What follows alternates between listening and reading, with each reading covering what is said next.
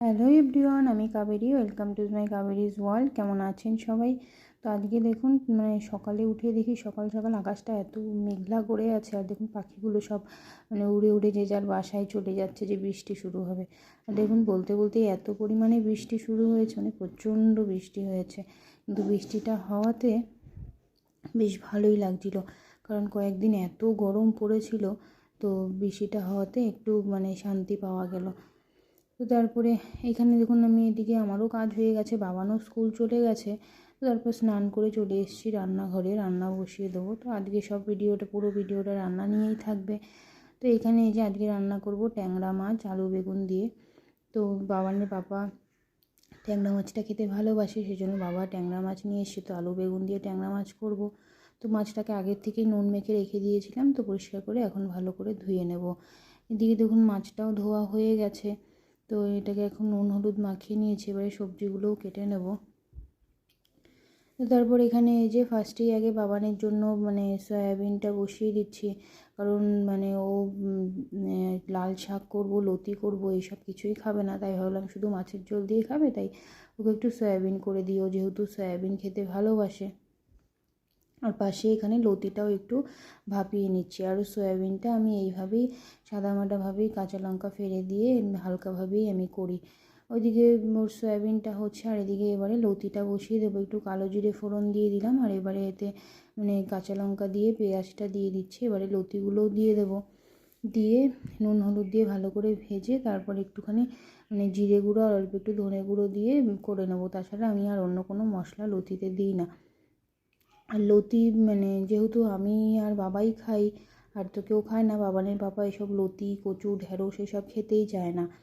আর এখানে এই যে লতিও হয়ে গেছে, বাবানের সয়াবিনও হয়ে গেছে। তো এগুলোকে নামিয়ে নেব, নিয়ে এখন এতে শাকটা বসিয়ে দেবো, মাছ ভাজাটাও করে নেব।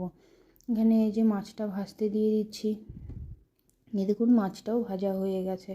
তো এখন মাছ ভাজাটাকে নামিয়ে নেব, দিয়ে বেগুনটাও ভেজে নেব। এদিকে আগে পাশে শাকটাকে বসিয়ে দেবো। এখন এখানে একটু এই যে রসুন সম্বার দিয়ে দিলাম তেলে, কারণ লাল শাক এমনি খেতে ভালো লাগে না, একটু রসুন দিলে বেশ ভালো লাগে। তো এখানে যে শাকটা বসিয়ে দিলাম, এখন ঢাকা দিয়ে রান্না করে নেব নুন হলুদ দিয়ে। তো এখানে মাছগুলোও ভাজা হয়ে গেছিলো, এখন বেগুনটাকে ভেজে নিচ্ছি, তারপর বাদবাকি রান্না করব। এদিকে দেখুন শাকটা দিয়ে কী পরিমাণে জল ছেড়েছে, এই জলেই শাকটা পুরো সেদ্ধ হয়ে যাবে। তো ওইদিকে বেগুনটাও ভাজা হয়ে গেছিলো। এখন এই যে তেলে কালো জিরে ফোড়ন দিয়ে আলুটা দিয়ে দিলাম। তো আলুটা ভাজা হলে তারপরেতে মশলাটা দিয়ে দেবো। এদিকে দেখুন আলুও ভাজা হয়ে গেছে। তো এখানে এই যে মশলাটা দিয়ে দিলাম, মশলাটাকে কষিয়ে নেব।